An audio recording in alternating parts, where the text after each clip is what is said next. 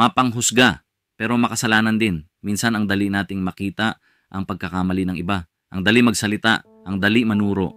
Pero kapag tayo naman ang humarap sa salamin ng katotohanan, nakikita natin tayo rin may bahid ng kasalanan.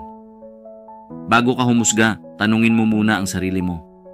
Hindi tayo iniligtas ng Diyos para humusga sa kapwa. Iniligtas niya tayo para magmahal, umunawa, magpatawad, gaya ng ginawa niya para sa iyo at sa akin. Sapagkat ang lahat ay nagkasala at hindi nakaabot sa kaluwalhatian ng Diyos. Roma 3:23. Ngunit sa kanyang biyaya, may pag-asa. Hindi niya tayo hinihinging maging perpekto, kundi maging mapagpakumbaba. Panginoon, linisin mo ang aking puso. Turuan mo akong huwag maging mapanghusga, kundi maging daluyan ng iyong pag-ibig. Ito si Brother Nico nagpapaalala, baguhin natin ang mundo sa pamamagitan ng kababaang loob at pag-ibig.